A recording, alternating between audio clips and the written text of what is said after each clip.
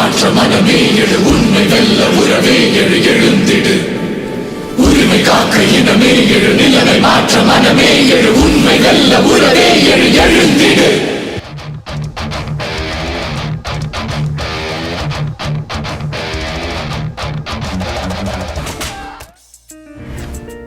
பிற்படுத்தப்பட்ட சமுதாயத்தினர் உரிமைக்கான கூட்டமைப்பின் சார்பாக மராத்தா ரிசர்வேஷன் கேஸினுடைய ஜட்ஜ்மெண்ட் இந்த வாரத்தில் வெளியிடப்பட்ட பின்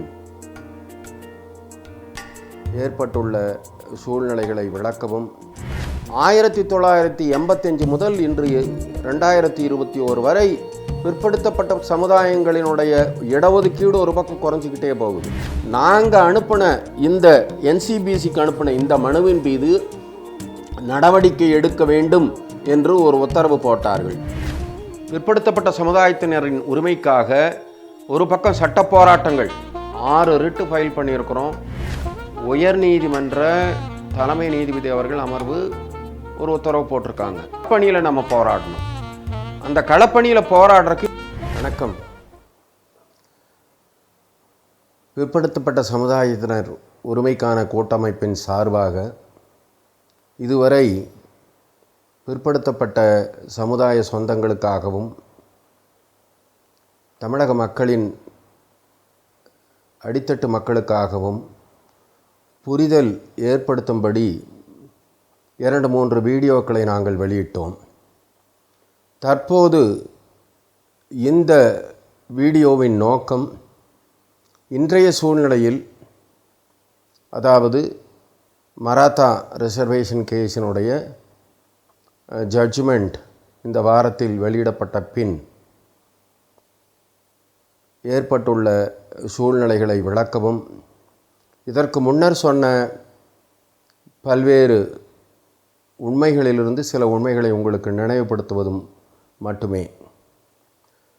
முதற்கண் தமிழக முதல்வராக பொறுப்பேற்றுள்ள மாண்புமிகு முதல்வர் அவர்களுக்கும் அவர் அமைச்சரவை சகாக்களுக்கும் பிற்படுத்தப்பட்ட சமுதாயத்தின் உரிமைக்கான கூட்டமைப்பின் சார்பில் வாழ்த்துக்களையும், இந்த அரசு உண்மையான சமூக நீதியை அனைவருக்கும் உறுதி செய்யும் என்ற ஒரு பெரு நம்பிக்கையுடனும் இந்த பதிவை ஆரம்பிக்கிறேன். அன்பு உறவுகளே, இந்த சூழ்நிலையில் இதுவரையில் நாம் சொன்னதன் சாராம்சத்தை ஓரிரு நிமிடங்களில் சொல்ல விரும்புகிறேன். 1985 வருடம் முதல் பிற்படுத்தப்பட்ட சமுதாயத்தினருக்கு அடுக்கடுக்கான பிரச்சனைகள் அல்லது அநீதிகள் விவரங்களை உங்களுக்கு நினைவுபடுத்தியே ஆக வேண்டும்.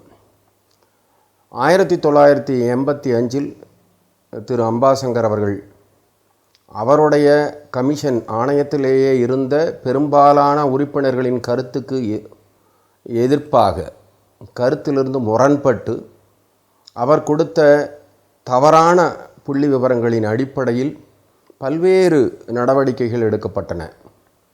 அவற்றில் முக்கியமானது 1989 50% பிற்படுத்தப்பட்ட சமுதாயத்தின் ஒதுக்கீட்டை 20% அரசியலமைப்பு விதிகளுக்கு முரணாக MBC என்ற ஒரு புதிய தொகுப்பை ஏற்படுத்தி 20% ஒரு புதிய ஒரு தொகுப்பை உருவாக்கினார்கள். அந்த தொகுப்பு ஒரு குறிப்பிட்ட சமுதாயத்தினரின் போராட்டத்தின் விளைவாக அந்த சமுதாய தலைவரின் வற்புறுத்தலின் காரணமாக வழங்கப்பட்டது. அப்படி வழங்கும்போது அந்த சமுதாயத்திற்கு ஒரு நன்மை கொடுக்க வேண்டும், நன்மையை உருவாக்க வேண்டும் என்ற எண்ணத்துடன் அது உருவாக்கப்பட்டாலும் அந்த தொகுப்பில் பல சமுதாயத்தினரை சேர்த்து, ஆனால் எந்த சமுதாயம் போராடியதோ அவர்களுக்கு 15 விழுக்காடுக்கு மேல் நன்மை தரும் வண்ணம் அரசாணை எண் 242 கீழ் MBC என்ற தொகுப்பு வழங்கப்பட்டது. அன்றிலிருந்து 50 விழுக்காடு ஒதுக்கீடு பெற்ற பிற்படுத்தப்பட்ட சமுதாயத்தினுடைய ஒதுக்கீடு 30 குறைந்தது. அதன் பின்னர் மீண்டும் பல்வேறு மனுக்கள், அதன் பேரில் பல்வேறு விசாரணைகள். அதன் பின் 2007 மீண்டும் இஸ்லாமிய சகோதரர்களுக்காக 3.5% ஒரு ஒதுக்கீடு வழங்கப்பட்டது. ஆக பிற்படுத்தப்பட்ட சமுதாயத்தினரின் ஒதுக்கீடு 26.5 என்ற அளவில் தற்போது உள்ளது. இந்த சூழ்நிலையில் அந்த பிற்படுத்தப்பட்ட சமுதாயத்தின் எண்ணிக்கையை மட்டும் அதிகரித்து கொண்டே வந்தனர். சில சமுதாயங்களை பிற்படுத்தப்பட்டோர், அதாவது பேக்வர்ட் கிளாஸஸ் தொகுப்பில் சேர்த்தும்போது முறைப்படி அரசாணை மற்றது வெளியிடப்பட்டது. கடைசியாக இந்த 2 வருடங்களில் கேரளாவைச் சேர்ந்த ஒரு சில சமூகத்தை சேர்த்தும்போது அது எந்த விதமான டிரான்ஸ்பரன்சியும் இல்லாமல் அந்த சமூகங்கள் பிற்படுத்தப்பட்டோர் தொகுப்பில் சேர்க்கப்பட்டது. ஆக இப்படி பார்க்கும்போது தற்போது ஏறத்தாழ 139 சமூகங்கள் பிற்படுத்தப்பட்ட சமுதாயத்தின் தொகுப்பில் இருப்பதாக தெரிகிறது. இந்த 139 சமுதாயத்தினரில் முதன்மையாக இருக்கும், அதாவது எண்ணிக்கையில் முதன்மையாக இருக்கும் சமுதாயங்கள் என்று சொன்னால் முக்குலத்தோர், நாடார்கள், யாதவர்கள், கொங்கு வேளாளர்கள், முதலியார்கள், அனைத்து பிள்ளைமார்கள், ஆக இப்படிப்பட்ட பல சமூகங்களையும் சேர்த்து ஏறத்தாழ 139 சமூகங்கள் இருக்கின்றன. இந்த சமூகங்களுக்கு இடஒதுக்கீடு என்று பார்த்தால் 26.5 இடஒதுக்கீடு. இதன் தாக்கம் என்ன என்றால், எந்த ஒரு சமுதாயத்திற்கு அரசியலமைப்பு சில உரிமைகளை கொடுத்ததோ அந்த உரிமைகள் அரசியல்வாதிகளால் ஓட்டுக்காக சில தலைவர்களையோ சில குறிப்பிட்ட குழுக்களையோ திருப்திப்படுத்துவதற்காக படிப்படியாக குறைக்கப்பட்டதன் காரணமாக இன்று பிற்படுத்தப்பட்ட சமுதாயத்தின் சலுகைகள் என்று ஒன்று இல்லை என்றே கூறலாம். அந்த நிலைமைதான் இன்று உள்ளது. இத்தனைக்கு பின் மீண்டும் எந்த சமுதாயத்திற்கு 1989 ஒரு உரிமை வழங்கப்பட்டதோ அதே சமுதாயத்தின் உரிமைகளை பாதுகாக்க மீண்டும் 1993-94 ஒரு சட்டம். அதன்பின் 2020 டிசம்பரிலிருந்து அதே சமுதாயம் போராட்டங்களை ஆரம்பிக்க உடனடியாக அவர்களுக்கென்று ஒரு நடவடிக்கை, உடனடியாக இந்த சமூகங்களின் குவான்டிஃபையபிள் டேட்டா, அதாவது அடித்தட்டு மக்களின் எண்ணிக்கை, அவர்களது பிற்போக்கு ஆகியவற்றை குறித்து கணக்கெடுப்பதற்காக, எனுமரேஷன், அதற்காக மாண்புமிகு நீதியரசர் திரு குலசேகரன் அவர்கள் தலைமையில் ஒரு குழு அமைக்கப்பட்டது. மாண்புமிகு நீதியரசர் குலசேகரன் அவர்கள் அவர்களது ஓய்வுக்கு பின் ஒரு குறிப்பிட்ட ஜாதியினுடைய அறக்கட்டளையின் நிர்வாகத் தலைவராக உள்ளார். மேலும் அவர் அரசின் பல்வேறு பதவிகளில் இருந்திருக்கிறார்.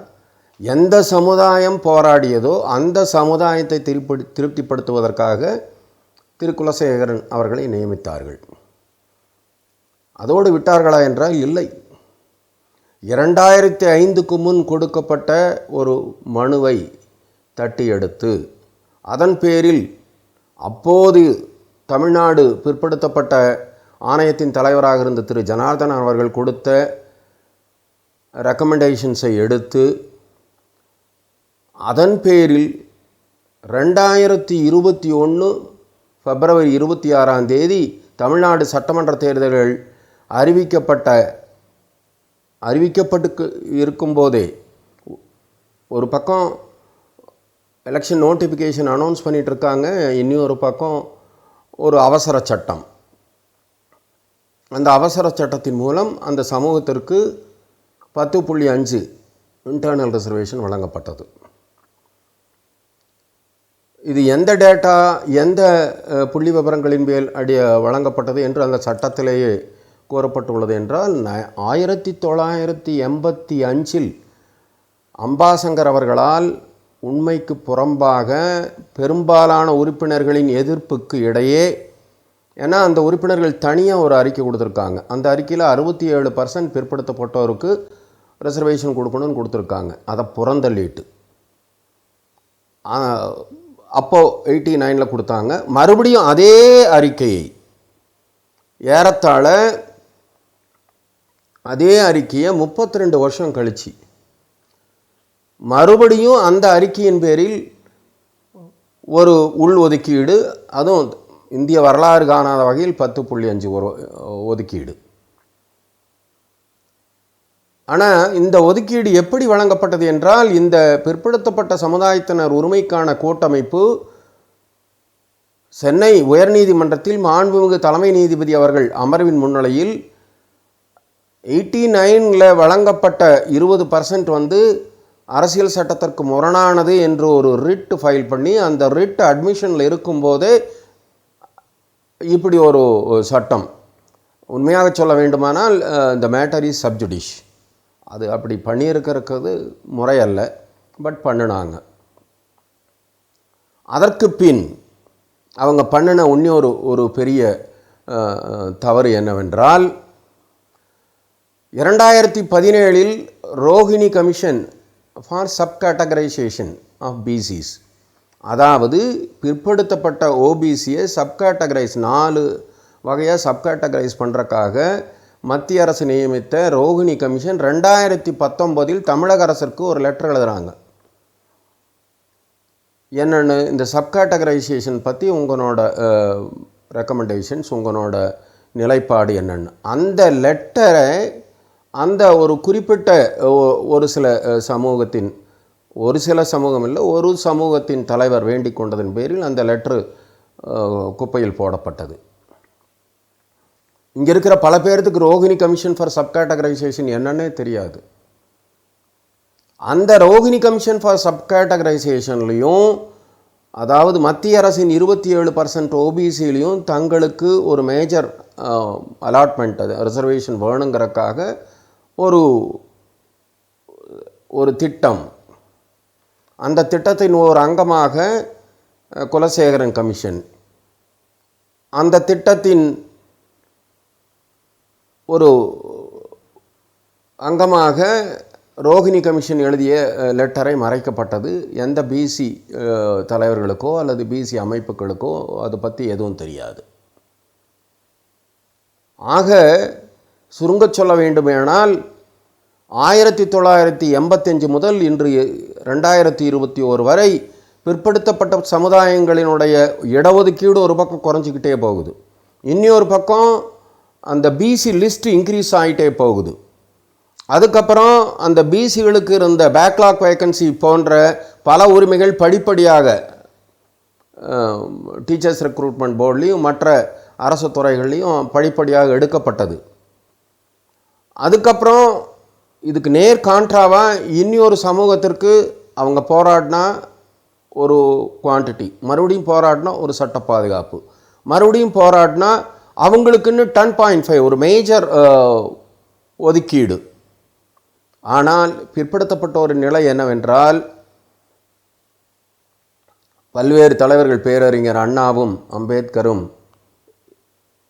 பெரியாரும் போராடி அவர்கள் நிலைநிறுத்திய பல்வேறு இடஒதுக்கீடு உரிமைகள் படிப்படியாக பறிக்கப்பட்டன. யாரும் அதை பற்றி கவலைப்படல. எல்லாத்து கவலையும் மற்ற தொகுப்பில் உள்ளவர்கள் பேரில் தான் இருந்ததே ஒழிய, பிற்படுத்தப்பட்ட சமூகத்தினர் இப்படி ஒவ்வொன்றா குறைஞ்சிக்கிட்டு போகுது, ரிசர்வேஷன் குறையுது, அவங்களுக்கு உண்டான பெனிஃபிட்ஸ் பேக்லாக் மாதிரி பெனிஃபிட்ஸ் குறையுது, ப்ரமோஷன் அவென்யூஸ் குறையுது, நிறையா கம்யூனிட்டிஸ் ஏற்றுனதுனால கன்செஷன் என்று ஒன்றுமே இல்லை. இதையெல்லாம் யாரும் கேட்கவும் இல்லை, அதை பற்றி கவலைப்படவும் இல்லை. இப்படிப்பட்ட சூழ்நிலையில் இப்பொழுது மராத்தா இடஒதுக்கீட்டின் கான்ஸ்டியூஷன் பெஞ்ச் ஜட்ஜ்மெண்ட் வந்திருக்கு. இந்த ஜட்ஜ்மெண்ட் என்ன சொல்லுது? இந்த ஜட்ஜ்மெண்ட்டில் குறிப்பாக சொல்கிறது என்னென்னா, இந்திரா சகானி வழக்கில் சொன்னது போல் மொத்த ரிசர்வேஷன் 50% மேலே போகிறதுன்னா எக்ஸ்ட்ராடினரி சர்க்கம்ஸ்டான்சஸ் இருக்கணும், அதுக்குண்டான டேட்டாஸ் இருக்கணும். இப்போது நம்ம ரெண்டு பார்ப்போம். எக்ஸ்ட்ராடினரி சர்க்கம்ஸ்டான்சஸ் தமிழ்நாட்டில் இருக்கா? ஆமாம், இங்கே இருக்குது. ஏன்னா இங்கே அடித்தட்டு மக்கள், பிற்படுத்தப்பட்ட மக்களினுடைய அளவு மிக மிக அதிகம். முன்னேறிய மக்கள் என்று சொல்லப்படுபவர்கள் ஒரு 5-6% தான் இருக்கிறாங்க. அதுக்கப்புறம் பட்டியலினத்தவரும் பிற்படுத்தப்பட்ட சமூகத்தினரும் சிறுபான்மையினரும் சேர்ந்தால் 90% மேலே இருக்கிறாங்க. So that is an extraordinary circumstances. ஆனால் அந்த பிற்படுத்தப்பட்ட அடித்தட்ட மக்களுக்கு உண்டான இடஒதுக்கீடு கொடுக்கறக்கு நம்மகிட்ட முறையான குவான்டிஃபையபிள் டேட்டாஸ், அதாவது முறையான ஜனத்தொகையோ, இவர்கள் எஸ்இபிசி என்று சொல்வார்கள். எஸ்இபிசி லிஸ்ட் என்றால் பிற்படுத்தப்பட்டவர்களுடைய state education backward list, backwardness communities list. இது எவ்வளோ இருக்குது அப்படின்னு அதுக்குண்டான புள்ளி விவரங்கள், தரவுகள் இருக்கான்னா 1985 பின்னாடி எந்த தரவும் இல்லை. இப்போது குலசேகரன் கமிஷன் ஒன்று இப்போ அப்பாயிண்ட் பண்ணாங்க. அதில் உள்நோக்கம் கொண்ட ஒரு கமிஷன். அதுவும் எப்படி அம்பாசங்கர் கொடுத்தாரோ அந்த மாதிரி கொடுக்க போகிற ஒரு கமிஷன். ஏன்னா அவர் ஒரு குறிப்பிட்ட வகுப்பை சேர்ந்தவர், அவர் அரசு பதவிகளில் ஏற்கனவே இருக்கிறவர். அவர் அரசுக்கு ஒரு குரூப் நிர்பந்தம் கொடுத்தோடனே அரசு பார்த்து ஓகே உங்களுக்கு யார் வேணும்னு கேட்டு ஒன்று போட்டுட்டாங்க, இல்லை அவங்களே போட்டாங்க, லெட் இட் பி. அந்த கமிஷன் இதுவரைக்கும் அதனோட செயல்பாடுகளை முறைப்படி பிற்படுத்தப்பட்ட சமுதாய தலைவர்களுடனோ அல்லது செய்தித்தாள்களிலுடையோ எப்படி குவான்டிஃபைபிள் டேட்டாஸ் எடுக்க போகிறோங்கிறத எதுவுமே சொல்லலை. இந்த பிற்படுத்தப்பட்ட சமுதாயத்தின் உரிமைக்கான கூட்டமைப்பின் சார்பில் நடந்த தவறான செயல்பாடுகளை விளக்கி நேஷனல் கமிஷன் ஃபார் பேக்வேர்டுக்கும் நம்ம செயலர், அரசு செயலருக்கும் முதல்வருக்கும் நாங்கள் ஜனவரி மாத இறுதியில் பல்வேறு கடிதங்களை அனுப்பினோம். அந்த கடிதங்களின் மீது எந்தவித நடவடிக்கையும் எடுக்கப்படாததன் காரணமாக மீண்டும் உச்சநீதிமன்றத்தை அணுகி அங்கே ஒரு ரிட்டு ஃபைல் பண்ண பின்னாடி அந்த ரிட்டின் பேரில் உச்சநீதிமன்ற தலைமை நீதிபதி அவர்களது அமர்விலிருந்து நாங்கள் அனுப்பின இந்த என்சிபிசிக்கு அனுப்பின இந்த மனுவின் மீது நடவடிக்கை எடுக்க வேண்டும் என்று ஒரு உத்தரவு போட்டார்கள். அந்த உத்தரவின் பேரில் கடந்த ஒரு 15 நாட்களுக்கு முன் national commission for backward Delhi அவர்கள் ஆர்டிகிள் 338B தமிழ்நாடு அரசு செய்த முறைப்படி செய்யாமல் நடந்த இர்ரெகுலாரிட்டிஸ் சம்பந்தமாக நாங்கள் கொடுத்த டேட்டாஸ், நாங்கள் கொடுத்த ஃபேக்ட்ஸை விசாரணை பண்ணி இந்த துறை செயலாளர் சம்பந்தப்பட்ட ஆவணங்களை தாக்கல் செய்ய வேண்டும் என்று இப்போ சம்மன் பண்ணியிருக்கிறாங்க. இப்போ நாங்கள் சொல்ல விரும்புகிறது என்ன அப்படின்னா, இப்போது மராத்தா கேஸ் ரிசர்வேஷன் படி இப்போ நம்மளுக்கு ரிசர்வேஷன் எல்லாம் சஸ்டெயின் ஆகணும் அப்படின்னா நம்மகிட்ட எல்லாத்துக்கும் தரவுகள், முறைப்படியான தரவுகள் வேண்டும், பாப்புலேஷன் வேண்டும், ஒவ்வொரு பெராமீட்டர்ஸ், பேக்வர்ட்னஸ் எப்படி இருக்குது, social backwardness, education backwardness and also economic backwardness. இதுக்கெல்லாம் எந்த தரவுகளும் முறையான தரவுகள் இல்லை. நாங்கள் என்ன சொல்கிறோம், நீங்கள் இனிமேல் எந்த ஸ்டாட்டிஸ்டிக்ஸ் எடுத்தாலும் டோர் டு டோர் போகணும், அதுக்கு முறையான அதிகாரிகள் யாரை போட்டிருக்கீங்கன்னு எங்களுக்கு தெரியணும், அந்த டோர் டு டோர் எனுமரேஷன் பண்ணதுக்கு உண்டான அக்னாலஜ்மெண்ட் எங்களுக்கு தரணும். ஒவ்வொரு இதுவும் எப்படி ஓட்டர் லிஸ்ட்டு பப்ளிஷ் பண்ணுறாங்களோ அதே மாதிரி நீங்கள் இந்த தரவுகள், அதாவது நீங்கள் டோர் டு டோர் என்யூமரேஷன் பண்ணதில் என்னென்ன நபர்கள், என்ன கம்யூனிட்டி சேர்ந்தவர்கள், அவரோட எஜுகேஷன் பேக்வர்ட்னஸ் என்ன, மற்றது இது எல்லாம் போடணும். இன்றைக்கி எரா ஆஃப் இன்ஃபர்மேஷன் டெக்னாலஜி இருக்கிற சமயத்தில் நீங்கள் டிரான்ஸ்பரண்ட்டாக இது எல்லாம் பண்ணணும். ஏன்னா அவ்வளோ ஒரு அநியாயம் அம்பாசங்கர் கமிஷனில் நடந்தது. அந்த கமிஷனை வச்சுக்கிட்டு இன்றைக்கி வரைக்கும் ரிசர்வேஷன் ஒரு சில பேர்த்துக்கு மட்டும் போயிட்டுருக்குது. பசியோடு இருக்கிறவன் பட்டினியோடு இருந்து இன்னி கொஞ்ச நாள் அவங்களோட நிலைமை என்ன ஆகும்னு தெரியாது. ஸோ இப்பொழுது நாங்கள் வேண்டுவதெல்லாம் த பெல் ரிங்ஸ்ன்னு சொல்லுவாங்க. ஏன்னா 50% யாராச்சும் நீ ஒரு, ஏன்னா ஏற்கனவே 69% கேஸ் சுப்ரீம் கோர்ட்டில் இருக்குது. ஆனால் அந்த கேஸை சப்ஸ்டான்ஷியேட் பண்ணுற அளவுக்கு என்ன தான் நம்ம 9th ஷெட்யூலில் ப்ரொடெக்ட் பண்ணியிருந்தாலும் அந்த கேஸை சப்ஸ்டான்ஷியேட் பண்ணுற அளவுக்கு நம்மக்கிட்ட எந்த விதமான தரவுகளும் இல்லை, எந்த விதமான பதிவு செய்யப்பட்ட நியாயங்களும் இல்லை. ஆகவே நம்முடைய இடஒதுக்கீடு இங்கும் அடிவாங்க கூடிய ஆபத்து இருக்கிறது.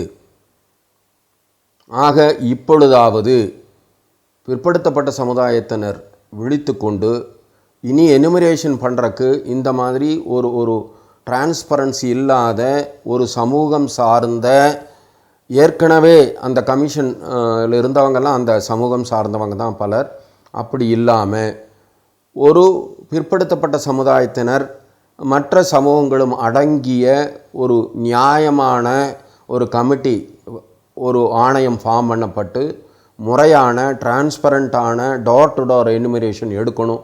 அது வரைக்கும் இப்போ இருக்கிற குலசேகரன் யார் பேச்சையாவது கேட்டு அவசரமாக ஒரு அறிக்கை கொடுத்துடக்கூடாது. அப்படி அறிக்கை கொடுத்தா நம்ம முன்னோர்கள், நம்ம பெரும் தலைவர்கள் பாடுபட்டு பெற்ற இந்த 69% இடஒதுக்கீடு என்பது இப்பொழுது இந்திரா சகானி கேஸ், அடுத்து இப்போ வந்த ஜட்ஜ்மெண்ட் ஆகியவற்றின் காரணமாக நிச்சயமாக நமது உரிமைகள் பாதிக்கப்படும் சூழ்நிலை வந்துவிடும். ஆகவே பிற்படுத்தப்பட்ட என் அன்பு உறவுகளே, விழித்தெழுவீர். இப்பொழுது உள்ள இந்த குலசேகரன் கமிஷன் நமக்கு வேண்டாம். உண்மையான நேர்மையான ஒரு குழு அமைக்கப்பட வேண்டும். அந்த குழுவினால் டிரான்ஸ்பரண்ட்டான டோர் டு டோர் எனுமரேஷன் நடந்து உண்மையான தரவுகள் வேண்டும். பிற்படுத்தப்பட்ட சமுதாயத்தினரை பொறுத்தவரை மாநில அரசாகட்டும் மத்திய அரசாகட்டும், இரு அரசுகளும் பாராமுகமாகத்தான் இந்த சமூகத்தினரை ட்ரீட் பண்ணுறாங்க. மத்திய அரசு கடந்த 2019ஆம் ஆண்டு மாண்புமிகு அமைச்சர் ராஜ்நாத் சிங் அவர்கள் பிற்படுத்தப்பட்ட சமூகத்தினரின் பாப்புலேஷன் சென்சஸ் எடுக்கப்படும் அனௌன்ஸ் பண்ணார்.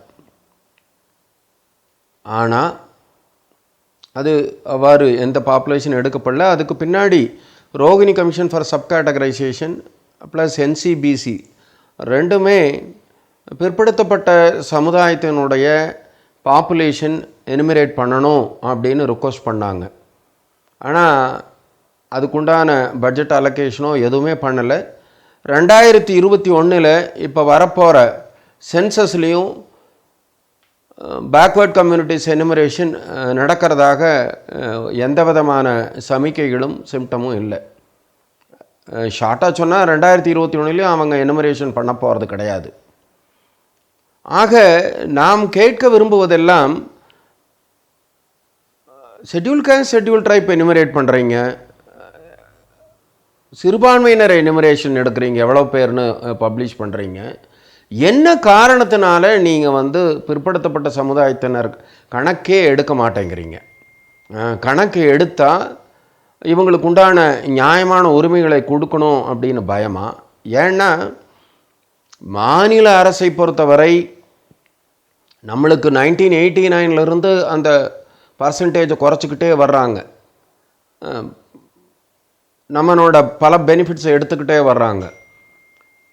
அடுத்தது மத்திய அரசுன்னு போனீங்கன்னா ஆல்மோஸ்ட் 50 வருஷமாக அவங்க பிற்படுத்தப்பட்ட சமுதாயத்தினர் எப்படியெல்லாம் அவங்கள பாராமுகமாக எப்படியெல்லாம் அவங்க உரிமைகளை மறுக்கணுமோ, எப்படியெல்லாம் அவங்கள அவங்களுக்கு அநீதி பண்ணணுமோ அப்படி தான் பண்ணிகிட்ருக்காங்க.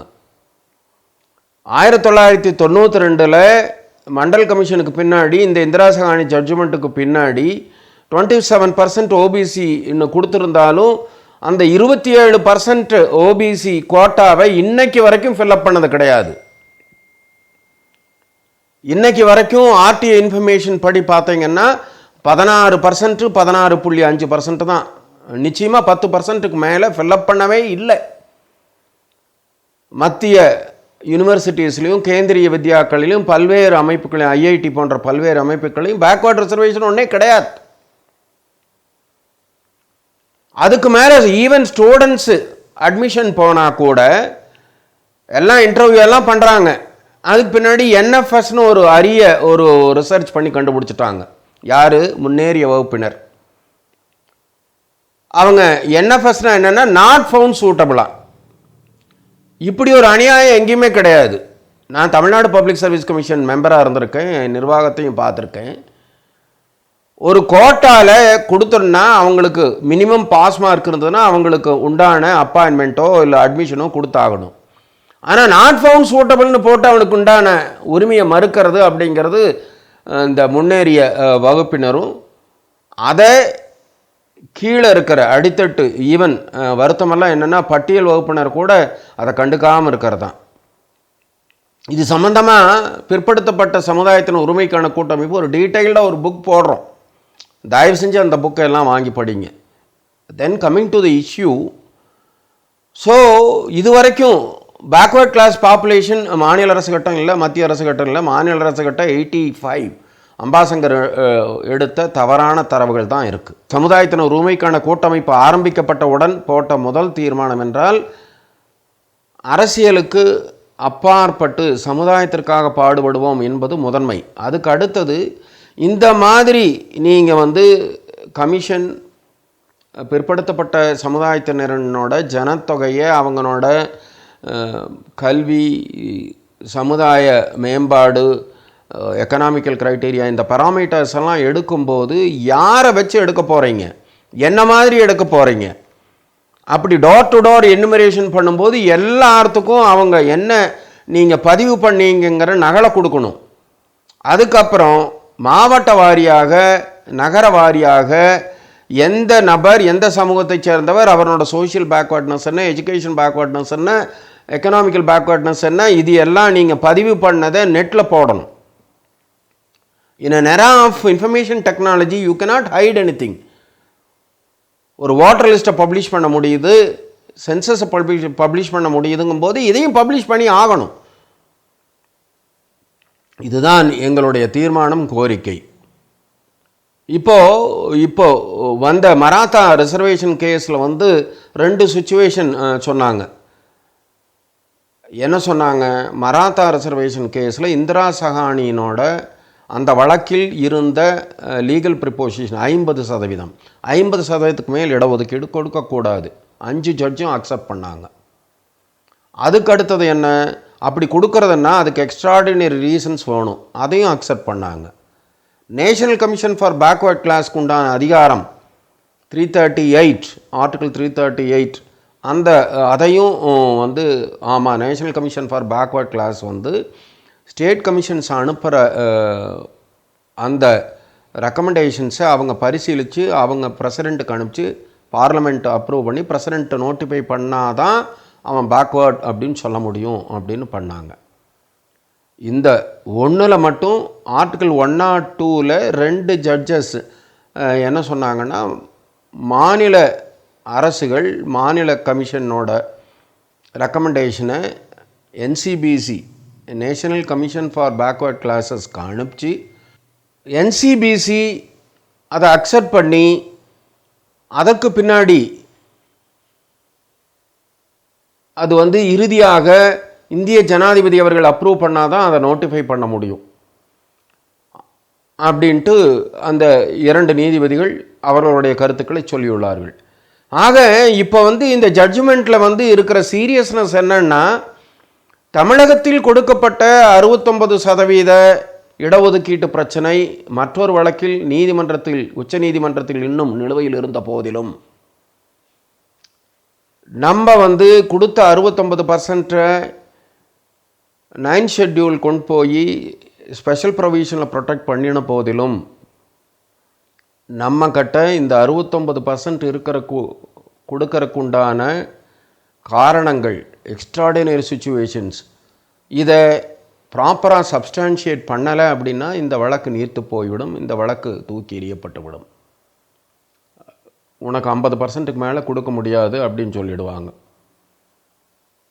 அப்போது அந்த 69% நம்ம ப்ரொடெக்ட் பண்ணணுன்னா நம்மக்கிட்ட பாப்புலேஷன்லேருந்து ஏற்கனவே சொன்ன parameters of social backwardness, economic backwardness and education backwardness, இது சம்பந்தமான அனைத்து தரவுகளும் வேண்டும்.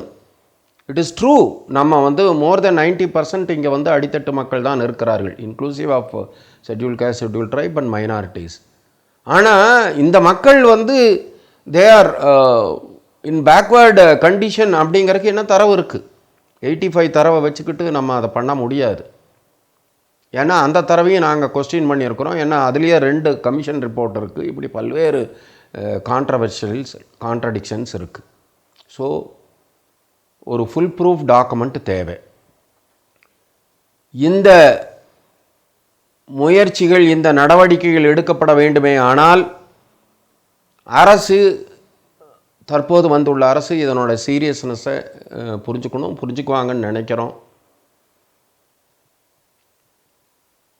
இந்த குலசேகரன் கமிஷன் அவங்க தப்பித்தவறி ஏதோ ஒரு ரிப்போர்ட்டு கொடுத்து அந்த ரிப்போர்ட்டை இந்த அரசு எந்த காரணத்தை கொண்டும் அதற்கு எந்த விதமான முக்கியத்துவம் கொடுக்கக்கூடாது. உச்சநீதிமன்றம் கூறியபடி என்சிபிசி புதுசாக ஒரு லிஸ்ட்டு தயார் பண்ணி அந்த லிஸ்ட்டை நோட்டிஃபை பண்ணணும்னு சொல்லியிருக்காங்க. அந்த லிஸ்ட்டுக்கு உண்டான அனைத்து பேக்ரவுண்ட் ஒர்க்கும், அனைத்து காரணங்களும் நம்மால் தயார் செய்யப்பட வேண்டும். அந்த தயார் செய்தலில் நியாயமான புள்ளி விவரங்கள், நியாயமான தரவுகள் இருக்க வேண்டுமே ஆனால் பிற்படுத்தப்பட்ட சமுதாய உறவுகள் அனைவரும் இதை பற்றிய சரியான புரிதலுடன், விழிப்புணர்வுடன், ஒற்றுமையுடன் பாடுபட்டால் மட்டுமே அது சாத்தியமாகும். எங்களை பொறுத்தவரை பிற்படுத்தப்பட்ட சமுதாயத்தினரின் உரிமைக்காக ஒரு பக்கம் சட்ட போராட்டங்கள், 6 ரிட்டு ஃபைல் பண்ணியிருக்கிறோம். அந்த ரிட்டில் ஒரு riddle national commission for backward கிளாஸஸ்க்கு உயர்நீதிமன்ற தலைமை நீதிபதி அவர்கள் அமர்வு ஒரு உத்தரவு போட்டிருக்காங்க. பாக்கி 5 ரிட்டு இன்னும் பெண்டிங் இருக்குது. இதை நாங்கள் நிச்சயம் ஃபாலோ பண்ணுவோம். இன்னொரு பக்கம் களப்பணியில் நம்ம போராடணும்.